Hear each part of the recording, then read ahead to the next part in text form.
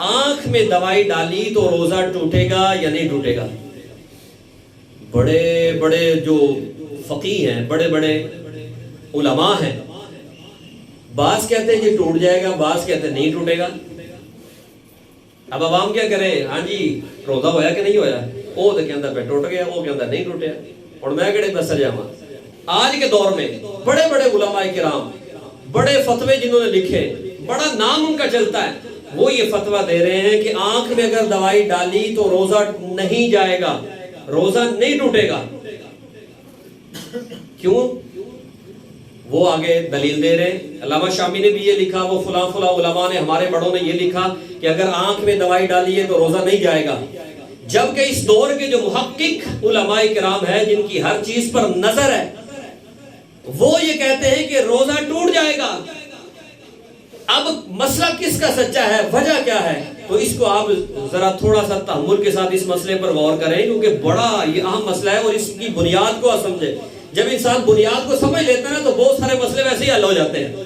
یہ جو مسئلے ہیں روزہ ٹوٹنے یا نہ ٹوٹنے کے حوالے سے، یاد رکھیے یہ جدید طبی تحقیق کے ساتھ یہ منسلک ہوتے ہیں۔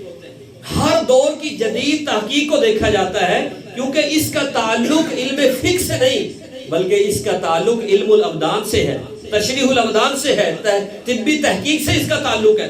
اس دور میں جس میں علماء نے یہ لکھا تھا کہ آنکھ میں دوائی ڈالی ہے تو روزہ نہیں جائے گا، اس کی وجہ یہ تھی کہ اس وقت کی جو طب تھی، تحقیق تھی، ان کے نزدیک یہ تھا کہ آنکھ میں دوائی ڈالے تو آگے منفذ نہیں ہے۔ اس چیز کو پہلے سمجھ لیں، دو چیزیں ہیں، ان کو سمجھ لیں اور اپنے ذہن میں بٹھا لیں، نقش کر لیں۔ دو چیزیں ہیں، کسی چیز کا جسم میں داخل ہونا منفذ کے ذریعے اور کسی چیز کا جسم میں داخل ہونا مسام کے ذریعے، یہ دونوں الگ مسئلے ہیں۔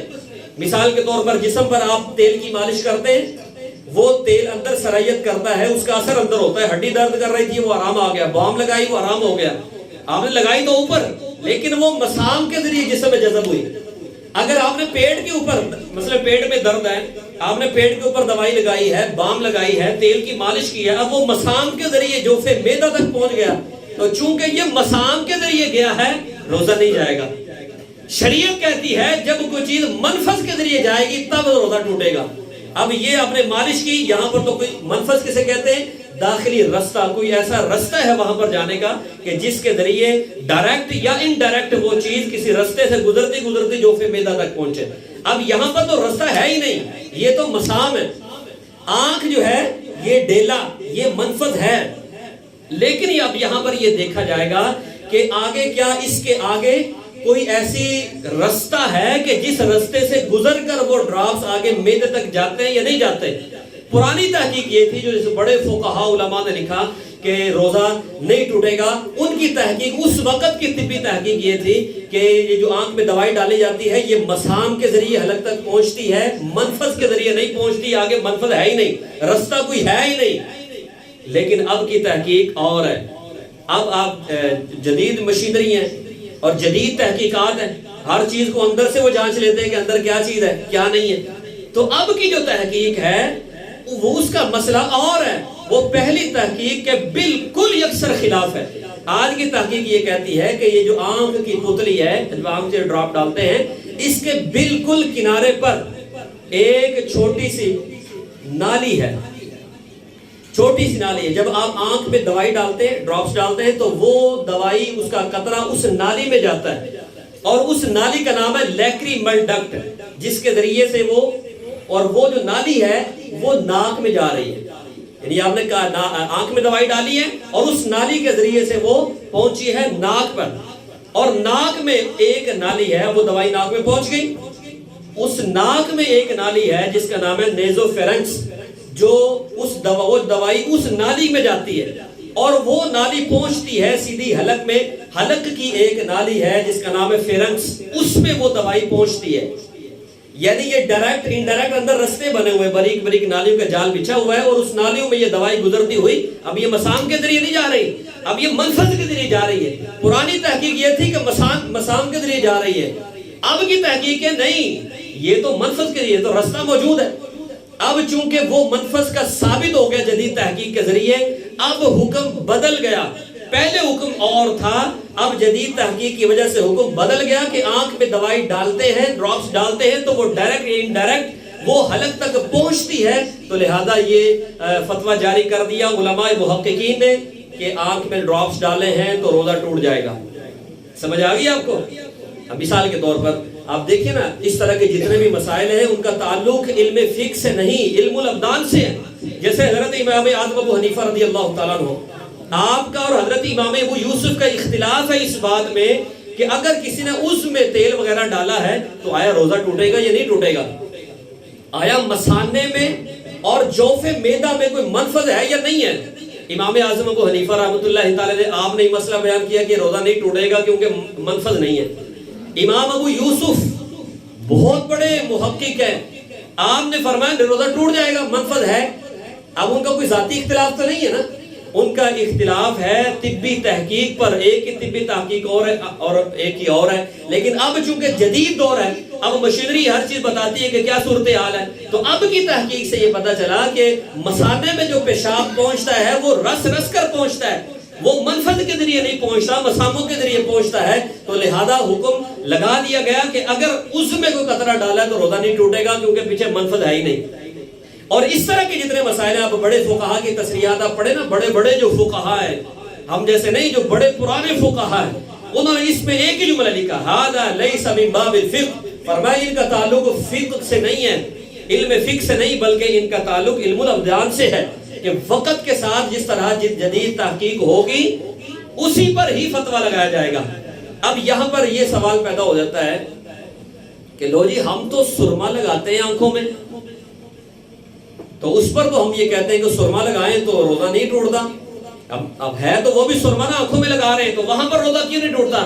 تو یہ بات ذہن نشین کر لیجئے، ہزاروں جدید ٹیکنالوجی آ جائے، جتنی مرضی تحقیق ہو جائے اور مشینری کے ذریعے کنفرم ہو جائے کہ یہ منفذ ہے اور منفذ کے ذریعے جوف معدہ تک غذا دوا پہنچ رہی ہے، اگر اس کے خلاف رسول اللہ صلی اللہ علیہ وسلم کا فرمان آ جائے گا تو ہم اس جدید تحقیق کو نہیں مانیں گے.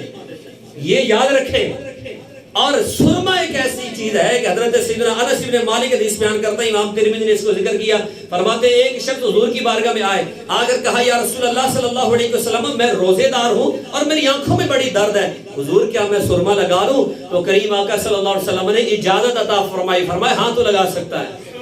اب وہاں پر رسول اللہ کا فرمان آ گیا، نس آ گئی. جہاں پر نس آ جائے گی وہاں پر تحقیقیں نہیں چلیں گی، جہاں پر نس نہیں ہے وہاں پر پھر تحقیق کو دیکھیں گے کہ آیا یہاں منفذ ہے، مسام ہے، کیا صورتحال ہے.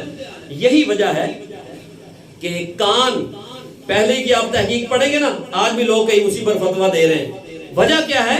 انہوں نے علم تو پڑھا لیکن جدید تحقیق پر غور نہیں کیا. پرانے فقہا نے یہ لکھا کہ کان میں دوائی ڈالیں تو روزہ ٹوٹ جائے گا. بڑے بڑے ہمارے فقہا ان کو فالو کرتے ہیں. ہم کہتے ہیں کہ ہمارے فقہا ہیں، ہمارے سر کا تاج ہے، ہمارے علماء ہیں، انہوں نے لکھا کان میں دوائی ڈالیں روزہ ٹوٹ جائے گا. کیوں لکھا تھا؟ اس وجہ سے کہ اس وقت کی جو تحقیق تھی طبی وہ یہ تھی کہ کان ایک منفذ ہے، اس میں رستہ موجود ہے کہ اس کے ذریعے سے وہ دوائی یا ڈراپس وغیرہ حلق میں پہنچتے ہیں اور پھر جوف معدہ تک جاتے ہیں. جبکہ جدید تحقیق یہ کہتی ہے کہ نہیں، ایسا نہیں ہے. کان کے آگے پردہ ہے. یہ جو ہم دوائی وغیرہ ڈالتے ہیں یہ یعنی یہ رستہ تو ہے، یہ سوراخ ہے، آگے جا رہا ہے سیدھا. آپ نے کان میں دوائی ڈالی، تیل ڈالا تو یہ جوف معدہ تک پہنچا یا نہیں پہنچا؟ جدید تحقیق نے کہا کہ نہیں، درمیان میں پردہ ہے، اسے ٹیمپنگ میمبرین کہا جاتا ہے. اس کے آگے وہ دوائی نہیں جاتی، وہاں جا کر رک جاتی ہے، وہیں پر اس کا اثر ختم ہو جاتا ہے، یا وہاں جذب ہو جاتی ہے یا وہاں سے باہر آ جاتی ہے، اس سے آگے دوائی نہیں جاتی. یہی وجہ ہے آپ زیادہ تیل کان میں ڈالیں تو آگے نہیں جاتا نا، واپس آ جائے گا. ایسے ہی ہے. تو جدید تحقیق نے یہ کہا کہ درمیان میں پردہ حائل ہے، اس سے آگے دوائی نہیں جاتی. اب جبکہ جدید تحقیق نے یہ ثابت کر دیا ہے، لہذا علماء نے فتویٰ دیا کہ اب کان میں دوائی ڈالیں تو روزہ نہیں جائے گا. یہ مسئلہ ہے. عوام پریشان ہوتی، یار ایک عالم یہ کہہ رہا ہے، دوسرا یہ کہہ رہا ہے، تو ہم کہاں پر جائیں؟ تو جو یہ کہہ رہے ہیں نا کہ جی روزہ ٹوٹ جاتا ہے کان میں دوائی ڈالنے سے، وہ فقہا کو فالو تو کر رہے ہیں لیکن جو جدید تحقیق ہے اس کو فالو نہیں کر رہے. تو ہر دور کی جدید تحقیق اس میں تو دیکھا ہی اس کو جاتا ہے کہ طب کیا کہتی ہے اس میں. اب یہاں پر ایک سوال کیا جاتا ہے کہ اگر کسی کو بیماری ہے، بیچارے کو اس کی آنکھیں خراب ہیں، اگر وہ آنکھوں میں قطرے نہیں ڈالے گا، اس کی آنکھوں کو شدید خطرہ لاحق ہے، اب کیا وہ روزے نہ رکھے؟ اب اس کے لیے کیا مسئلہ ہوگا؟ تو اس پر ہمارے فقہا نے یہ فتویٰ دیا، اس پر یہ کہا کہ اگر کسی کو ایسی تکلیف ہے، ایک تو ہے نا تھوڑی سی معمولی سی، وہ ایک الگ مسئلہ ہوتا ہے، ایک ہوتا ہے ایسی کیفیت ہے کہ اگر اس نے آنکھوں میں ڈراپس نہیں ڈالے تو شدید خطرہ ہے کہ اس کی آنکھیں خراب ہو جائیں گی یا شدید تکلیف اس کو ہوگی، یہ ایک الگ مسئلہ ہے۔ اب یہاں پر علماء نے یہ کہا کہ وہ روزہ رکھے اور ساتھ میں وہ ڈراپس آنکھوں میں ڈالے، لیکن اب حکم روزے کا کیا حکم ہوگا کہ روزہ ہوا یا نہیں ہوا؟ تو فقہاء نے فرمایا کہ پھر وہ رمضان شریف کے بعد ان روزوں کی احتیاطی قضا رکھے، احتیاطی قضا۔ اب آپ یہ سوچ رہے ہوں گے یہ احتیاطی قضا کیا ہے؟ بھئی ایک تو یہ ہے کہ روزہ ہوا، ایک یہ ہے کہ روزہ نہیں ہوا، اب یہ تیسری چیز اندر میں آ گئی کہ احتیاطی قضا رکھے، یہ کیا چیز ہے؟ تو چونکہ اس کی وجہ یہ ہے کہ یہ جو اندر کا معاملہ ہے نا یہ ظاہر نہیں ہے، یہ مخفی ہے، پوشیدہ ہے۔ آپ نے آنکھ میں ڈراپس ڈالے ہیں، اب اس میں میں نے جو بتایا آپ کو کہ اس کے آنکھ کی پتلی کے ساتھ ایک نالی ہے جو ناک میں جاتی ہے، اور اس میں ایک نالی نکلتی ہے جو حلق تک جاتی ہے۔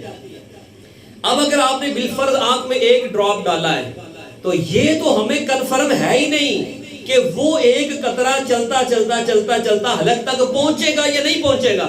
ہو سکتا ہے کہ رستے میں ہی وہ ختم ہو جائے، یعنی رستے میں پہنچا ہے، مسامہ میں جذب ہو گیا، آگے وہ گیا ہی نہیں، یہ بھی تو ممکن ہے نا۔ اب چونکہ ہم اس کو دیکھ نہیں سکتے، یہ ایک مخفی معاملہ ہے، تو اس وجہ، لیکن یہ بھی ساتھ ہے کہ وہ جا بھی سکتا ہے، اب ہم اس کو دیکھ نہیں سکتے، تو اس وجہ سے فقہاء نے فرمایا کہ اگر تو وہ قطرہ آگے نہیں پہنچا جس کو رب جانتا ہے تو اس کا روزہ بالکل درست ہے، اور اگر بالفرض وہ قطرہ آگے چلا گیا ہے جس کا ہمیں معلوم نہیں تو پھر احتیاطی وہ قضا رکھے۔ اگر قطرہ آگے چلا گیا تھا تو یہ اس کا قضا فرض روزہ ہوگا، اور اگر قطرہ آگے نہیں گیا تو پھر یہ اس کا روزہ نفلی روزہ ہوگا۔ سمجھ گئے بات؟ تو یہ مسئلے ہیں۔ اب اتنی تحقیق میں کوئی پڑھتا نہیں ہے نا، کسی کے پاس ٹائم ہے اس کو سیکھنے کے لیے، وہ تھوڑا سا ایک کلپ دیکھ لیتے ہیں، لو جی وہ فلاں عالم نے کیا جی روزہ ٹوٹ گیا، انہوں نے کیا جی نہیں ٹوٹے، پیچھے ہم تحقیق کو نہیں دیکھتے۔